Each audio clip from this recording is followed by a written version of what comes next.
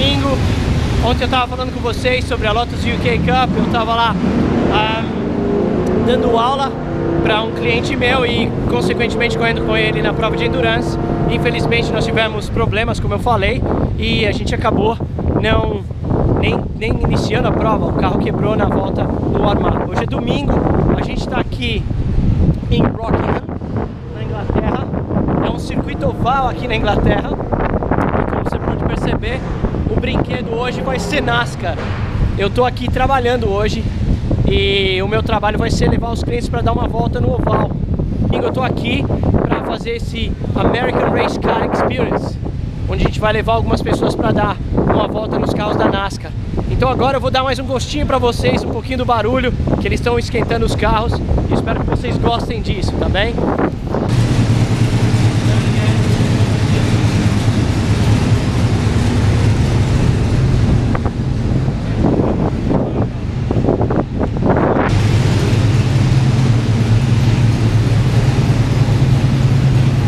Esse carro aqui era da Danica Patrick.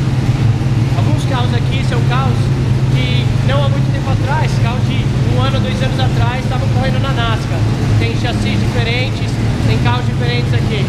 É um prazer poder fazer esses vídeos para vocês. Eu espero que vocês sempre se divirtam com o que eu estou mostrando aqui da Inglaterra, do meu trabalho e do que acontece aqui. Um abração, Deus abençoe.